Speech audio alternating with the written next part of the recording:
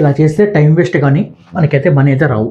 So ఇది జాగ్రత్తగా వినండి, ప్రతి ఒక్కరికి ఉపయోగపడుతుంది. మనం ఎంత మ్యానుఫ్యాక్చరింగ్ చేయాలి, మన కెపాసిటీ ఎంత అనేది ఈ వీడియో తెలుస్తుంది. కొంతమంది అడుగుతారనమాట, నాకు 2 కోట్లు కావాలి, 10 కోట్లు కావాలి, సో నేను మ్యానుఫ్యాక్చరింగ్ చేస్తా అంటారు.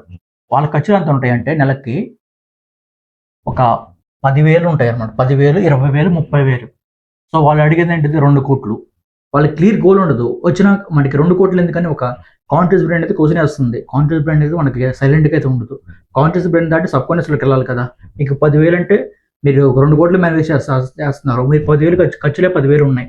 సో అట్లా మనకు మైండ్ తీసుకోదు. మీ ఖర్చులు ఎట్లా ఉంటారంటే ఒక 2 లక్షలు 10 లక్షలు ఖర్చులు ఉన్నాయనుకోండి, అప్పుడు మన మైండ్ తీసుకుంటుంది మీరు ఖర్చు పెట్టాల్సిన అవసరం ఇప్పుడు మ్యానుఫ్యాక్చరింగ్ చేస్తానని చెప్పి ఖర్చు పెట్టాల్సిన అవసరం లేదు.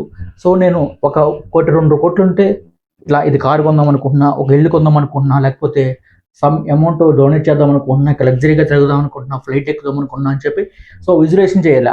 నాకు కావాలి అనే ఒక డిజైర్ మనకి పుట్టాలన్నమాట. అప్పుడే మన సబ్ కాన్షియస్ అనేది పనిచేస్తుంది. అప్పుడు సైకో, న్యూరో, ఫిజియో, ఎమ్నో, ఎండ్రికాలజీ అంటారు. సో అన్నీ కూడా కరెక్ట్గా ఉండాలి. మన బాడీలో అన్నీ కూడా అలైన్మెంట్ ఉంటేనే మన వైబ్రేషన్ వస్తుంది, ఎలక్ట్రోమాగ్నెటిక్ వేవ్స్ బయటకు వెళ్తాయి. సో అది మన ఫ్యూచర్ని మనం డ్రా చేసుకోవచ్చు మన దగ్గరికి. ఎప్పుడైతే మీరు ఇంకా ఇప్పుడు ఖర్చులేమో వాళ్ళకి ఎవరో ఉంటారు, సమ్ పర్సన్ తనకి ఏంటంటే 1,00,00,000 అయినా సరే 10,000 ఖర్చు పెడతారు. అందుకని డిజైర్స్ ఏముండవు. ఖర్చు పెట్టుకోవడానికి డబ్బులు కావాలి. ఖర్చు పెట్టుకోవడానికి డబ్బులు అంటే సో అట్లా ఉండదు అనమాట. అట్లా రాదు మనకి. ఎప్పుడైతే మనం 2 lakhs మనం చూపిస్తామో లెక్కలు, అట్లీస్ట్ ఇమేజెస్లో అయినా సరే నాకు చాలా డెబిట్స్ ఉన్నాయి, ఎన్ని పోవాలి, సో ఫారెన్ ట్రిప్కి వేయాలి, ఒక మంచి కార్ కొనుక్కోవాలి, ఇట్లాంటివన్నీ చూపించాలి. లేకపోతే సంథింగ్ ఒక రీజన్ ఉండాలి, బర్నింగ్ డిజైర్ ఉండాలి, ఒక ఆశ ఉండాలి. అట్లా ఉన్నప్పుడు మాత్రమే పనిచేస్తుంది. లా ఆఫ్ అట్రాక్షన్ కానివ్వండి, క్వాంటమ్ మ్యానిఫెస్టింగ్ కానివ్వండి. సో ఇదైతే క్వాంటమ్ మ్యానిఫెస్టింగ్ అనమాట. ఇది చాలా పవర్ఫుల్. మీరు జాయిన్ అవ్వాలనుకుంటే సో డిస్క్రిప్షన్లో నెంబర్ ఉంటుంది, జాయిన్ అవ్వచ్చు. 1-to-1 క్లాసెస్ ఉన్నాయి అండ్ గ్రూప్ చాట్ సెషన్స్ కూడా ఉన్నాయి. అండ్ ఇట్లా చేసినప్పుడు మాత్రం మనకు మ్యానిఫెస్టింగ్ జరుగుతుంది. అన్లెస్ మీరు ఏదో అఫర్మేషన్ చేస్తున్నారు, అవన్నీ చేస్తున్నారు, మీ కోరికకి క్లియర్ ఎవిడెన్స్ లేదు. రాసుకోండి, మీరు ఏం కావాలనుకున్నారో క్లియర్గా రాసుకోవాలి ఒక పేపర్ పైన. ఈ బండి కొందాం అనుకుంటున్నా, ఈ కార్ కొందాం అనుకుంటున్నా, లేకపోతే ఈ ట్రిప్కి వెళ్దాం అనుకుంటున్నా, సంథింగ్ ఈ కంపెనీ పెడదాం అనుకుంటున్నా, సో బిజినెస్ పెడదాం అనుకుంటున్నా అని చెప్పి అప్పుడు రాసుకుంటున్నప్పుడు అది విజువలైజేషన్ చేయాలి. సో చాలా మంది ఇమాజినేషన్కి విజువలైజేషన్ తేడా ఏంటని అడుగుతారు.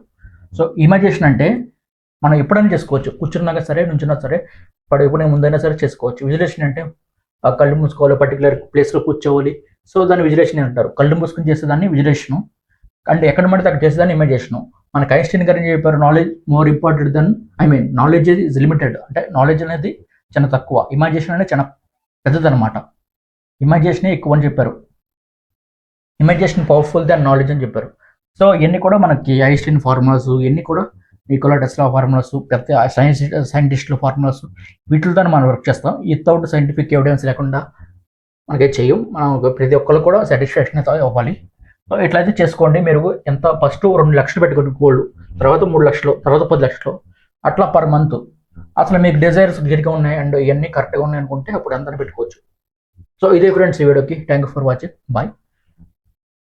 సబ్స్క్రైబ్ అయితే చేయండి, ఒక లైక్ చేయండి. Thank you.